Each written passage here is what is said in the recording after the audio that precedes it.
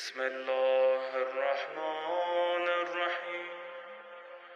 السلام عليك يا أبا عبد الله، السلام عليك يا ابن رسول الله، السلام عليك يا خيرة الله وابن خيرته، السلام عليك يا ابن أمير المؤمنين وابن سيد الوصيين، السلام عليك يا ابن فاطمة سيدة نساء العالمين، السلام عليك يا ثار الله وابن ثاره والوتر الموتور، السلام عليك وعلى الأرواح التي حلت بفنائك، عليكم مني جميعا سلام الله أبدا ما بقيت وبقي الليل والنهار.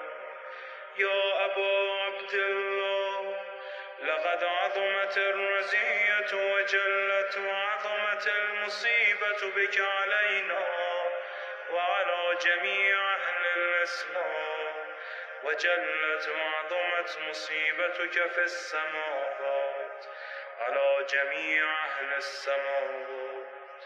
فلعن الله أمة أسست أساس الظلم والجور عليكم أهل البيت، ولعن الله أمة دفعتكم عن مقامكم وأزالتكم عن مراتبكم التي رتبكم الله فيها، ولعن الله أمة قتلتكم، ولعن الله الممهدين لهم بالتمكين من قتالكم. برئت إلى الله وإليكم منهم ومن أشياعهم وأتباعهم وأوليائهم. يا أبا عبد الله، إني سلم لمن سالمكم وحرب لمن حاربكم إلى يوم القيامة. ولعن الله آل زياد وآل مروان، ولعن الله بني أمية قاطبة، ولعن الله ابن مرجانة، ولعن الله عمر بن سعد، ولعن الله شمرا، ولعن الله أمة أسرجت وألجمت وتنقبت بقتال. بأبي أنت وأمي لقد عظم مصائبك، فأسأل الله الذي أكرم مقامك وأكرمني بك أن يرزقني طلب ثارك مع إمام منصور من أهل بيت محمد صلى الله عليه وآله. اللهم اجعلني عندك وجيها بالحسين عليه السلام في الدنيا والآخرة. يا أبا عبد الله، إني أتقرب إلى الله وإلى رسوله وإلى أمير المؤمنين وإلى فاطمة وإلى الحسن وإليك بمبالاتك وبالبراءة ممن قاتلك ونسب لك الحرب، وبالبراءة ممن أسس أساس الظلم والجور عليكم، وأبرأ إلى الله وإلى رسوله ممن أسس أساس ذلك وبنى عليه بنيانا وجرى في ظلمه وجوره عليكم وعلى أشيائكم. برئت إلى الله وإليكم منهم، وأتقرب إلى الله ثم إليكم بمبالاتكم ومبالاة وليكم، وبالبراءة من أعدائكم والناصبين لكم الحرب، وبالبراءة من أشيائهم وأتباعهم. إني سلم لمن سالمكم وحرب لمن ولي لمن والاكم وعدو لمن ناداكم، فأسأل الله الذي يكرمني بمعرفتكم ومعرفة أوليائكم ورزقني البراءة من أعدائكم أن يجعلني معكم في الدنيا والآخرة، وأن يثبتني عندكم قدم صدق في الدنيا والآخرة، وأسأله أن يبلغني المقام المحمود لكم عند الله، وأن يرزقني طلب ثاري مع إمام هدى ظاهر ناطق بالحق منكم، وأسأل الله بحقكم وبالشأن الذي لكم عنده أن يعطيني بمصابيبكم أفضل ما يعطي مصابا بمصيبته، مصيبة ما أعظمها وأعظم رزيتها في الإسلام وفي جميع السماوات والأرض. اللهم اجعلني في مقامي هذا ممن تناله منك صلوات ورحمة ومغفرة.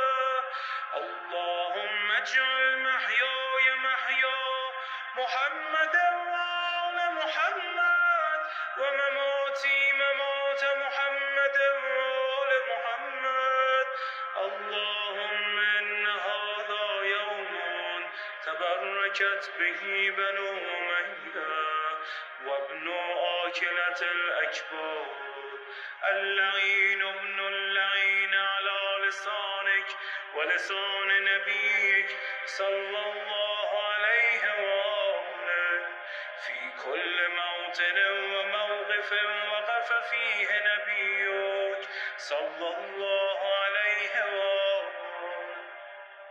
اللهم لعن أبا سفيان ومعاوية ويزيد بن معاوية، عليهم منك اللعنة أبد الآبدين. وهذا يوم فرحت به آل زياد وآل مروان بقتلهم الحسين صلوات الله عليه.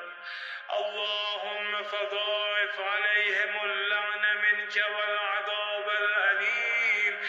اللهم إني أتقرب إليك في هذا اليوم وفي موقفي هذا وأيام حياتي بالبراءة منهم واللعنة عليهم وبالموالاة لنبيك وآل نبيك عليه وعليهم السلام. اللهم لعن أول ظالم ظلم حق محمد وآل محمد، وآخر تابع له على ذلك. اللهم لعن العصابة التي جاهدت الحسين وشايعت وبايعت وتابعت على قتله. اللهم لعنهم جميعا. السلام عليك يا أبا عبد الله وعلى الأرواح التي حلت بفناء. عليك مني سلام الله أبدا ما بقيت وبقي الليل والنهار، ولا جعله الله آخر العهد مني لزيارتكم.